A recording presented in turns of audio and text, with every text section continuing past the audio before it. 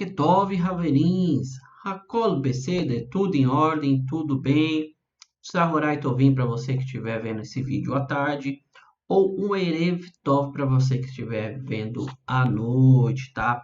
Hoje vamos fazer aqui a leitura da nossa terceira parte da porção de Emor, né? Fale ou diga-lhes, tá? Está aqui no livro de Levítico, no capítulo 20, no versículo 17. Então, sem mais delongas, vamos fazer aqui a nossa leitura, que diz assim: Vai daber, Hashem el Moshe lemor, falou Deus a Moisés dizendo: Daber el Aharon, fale a Aharon, veal banav, Aharon e a seus filhos, e também veal kol benei Israel, a toda a casa de Israel, veamartá alechem, ou seja, todo homem também, né? Todo homem da casa, do caso de Israel.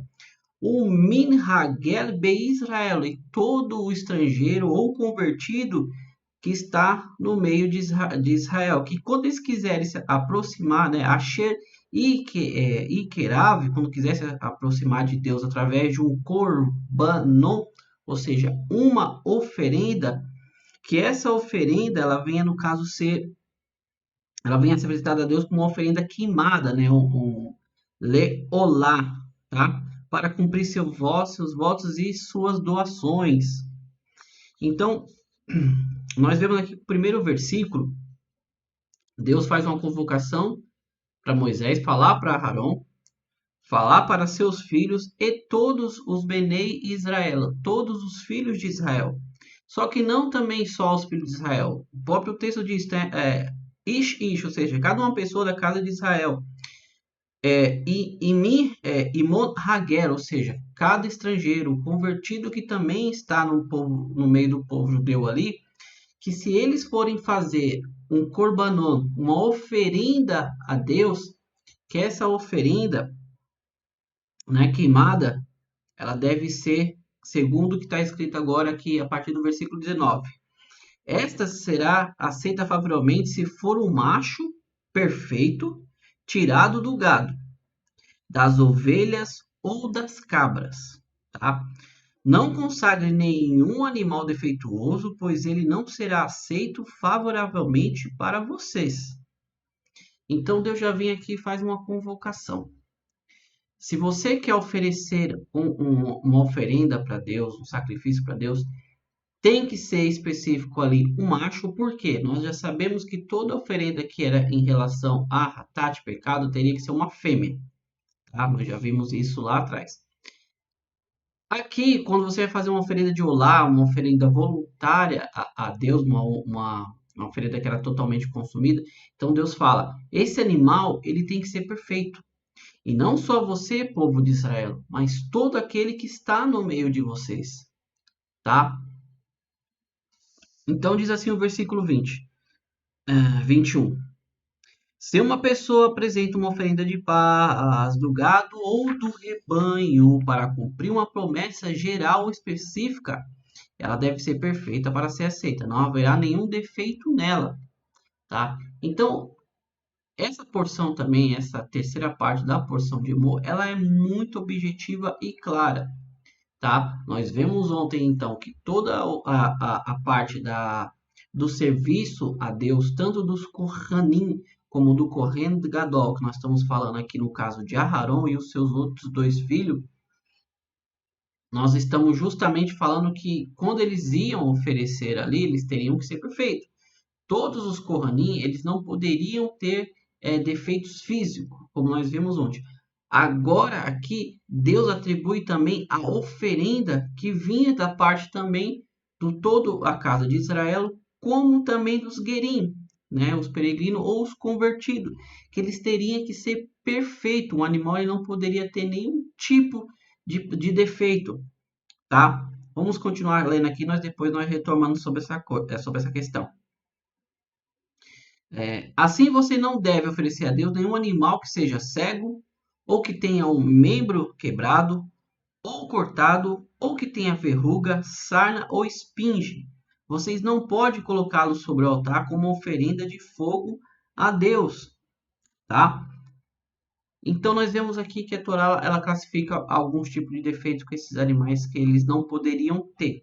Ele não poderia ter um membro faltando, não cortado, ele não poderia ter verruga, esfinge. O animal ele teria que ser perfeito, tá?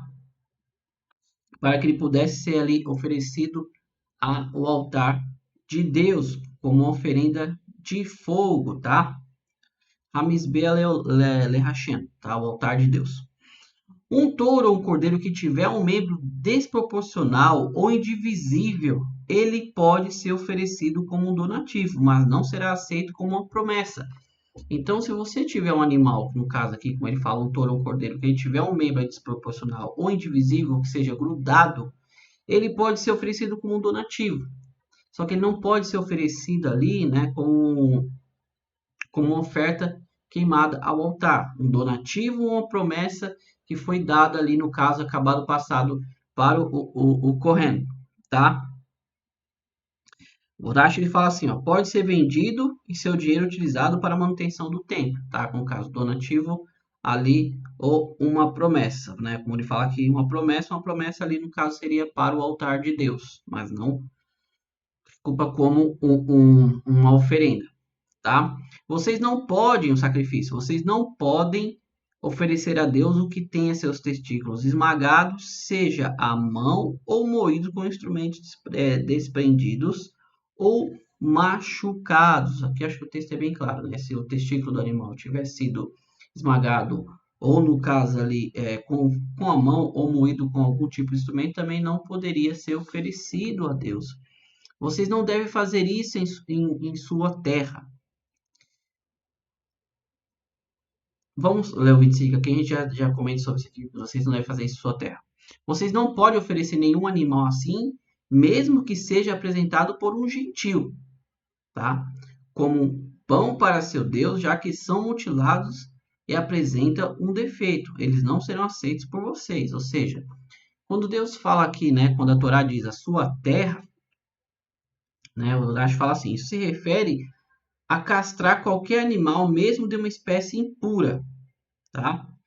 É por isso que o versículo diz em sua terra, para incluir todas as espécies encontradas ali na terra de Israel, ou no caso, quando ele estaria entrando ali na terra de Canaã, em Eretz Israel, tá? É impossível dizer que a castração só é proibida na terra de Israel. Aqui tem uma questão, que todas as leis que da Torá, como é que eu posso dizer, que são relação física ao seu corpo humano, então ela acaba não se restringindo somente à terra de Israel, tá? Ela acaba se restringindo a qualquer localização no mundo. É o que Rashi fala aqui, ó.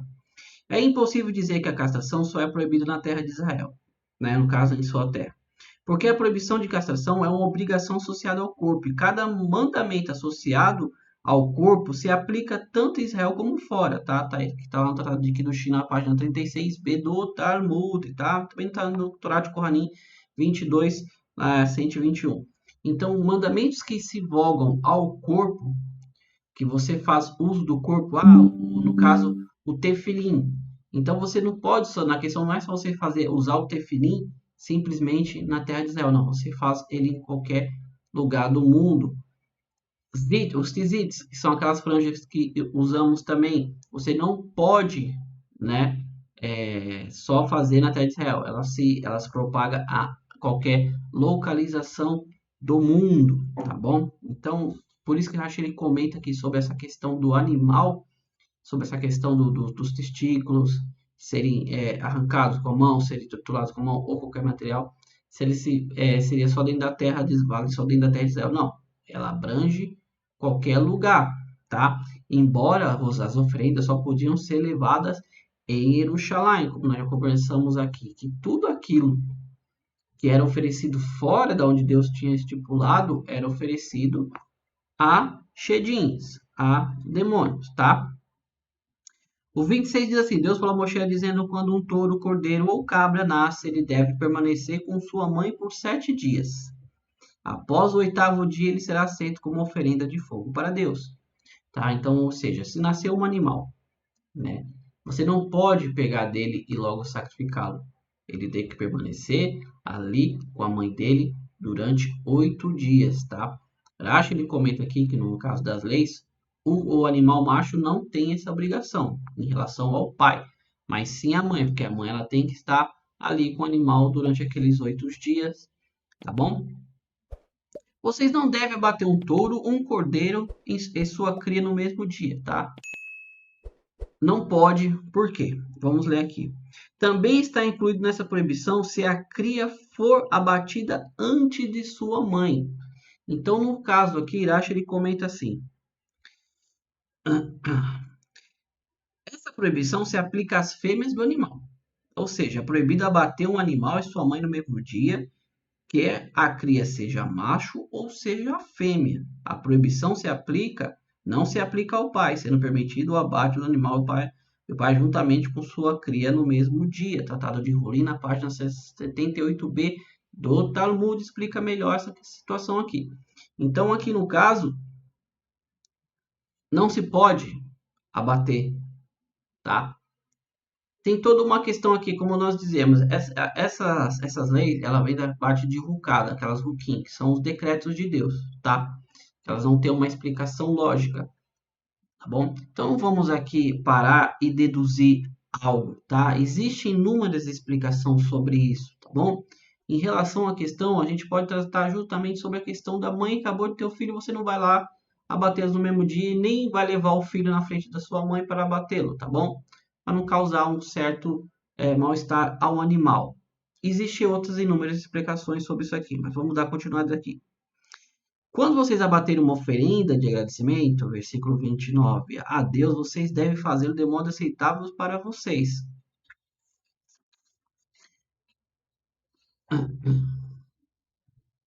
Modo aceitável. Quando você oferece uma oferenda, vocês devem fazê-lo de modo aceitável para vocês.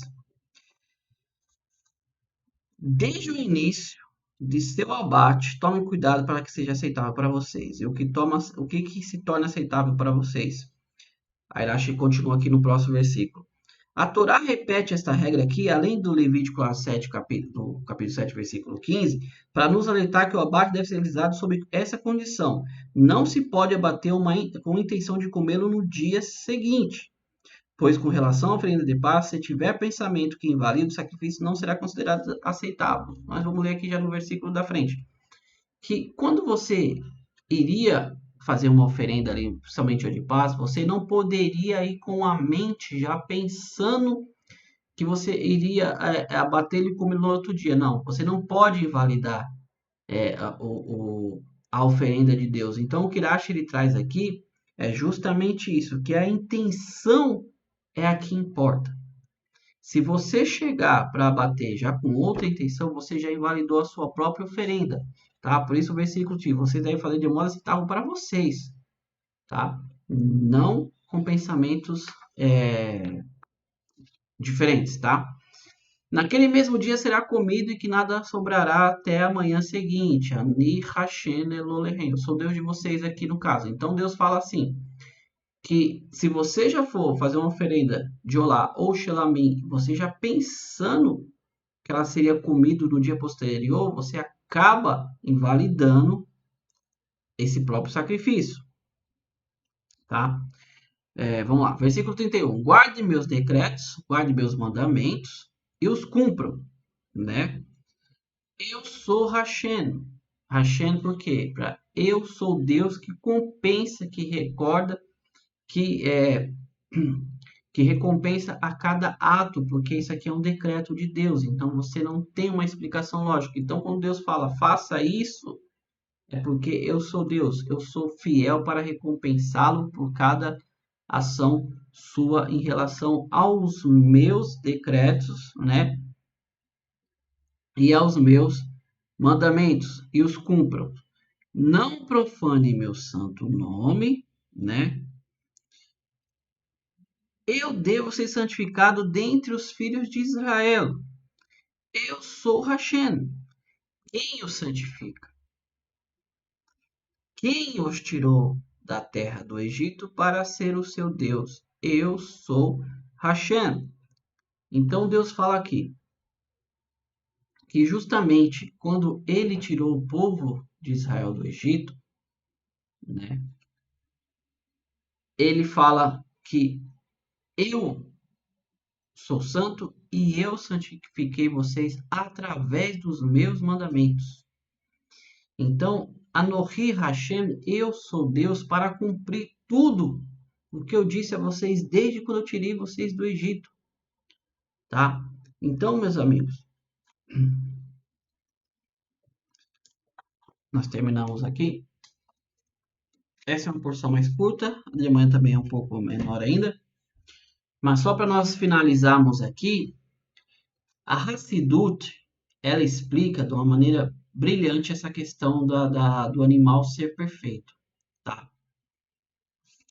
Quando você vai perante Deus, o animal que tem que ser perfeito ali, o Corbanot, ele representa que tudo aquilo que você está oferecendo a Deus, desde o seu intelecto, na sua vida, tem que ser perfeito, tem que ser melhor, tá? Você tem que dar o melhor de si. Você não pode fazer como Caim fez lá no começo da criação.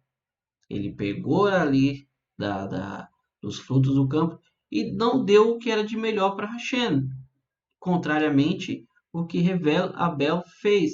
Então, a porção, a terça parte de hoje, ela fala justamente isso, de o que você oferece para Deus tem que ser o melhor de você, tá? No primeiro versículo lá do Shema de Israel, que nós fazemos 2 vezes por dia, né? Que nós dizemos lá, Shema de Israel, Adonai Eloheinu, Adonai Echad, tá? Está escrito assim, Ve'ahavita et Hashem Elohecha, Behol levavecha, uverhol meodecha, tá? Então, o que acontece? O versículo fala, você amarás a eterno teu Deus, Behol levavecha, tá? O verrou nafsheha, o verrou meoderra, com toda a nafsheha, com toda a sua alma, verrou meoderra, com todo o seu poder ou com todas as suas posses. Então, a partir do momento que você oferece a Deus aquilo que você tem de mais importante, que no caso ali era um animal sem defeito, nós também devemos nos oferecer a Deus totalmente sem defeitos, sem pensamentos errôneos, sem máculas, tá?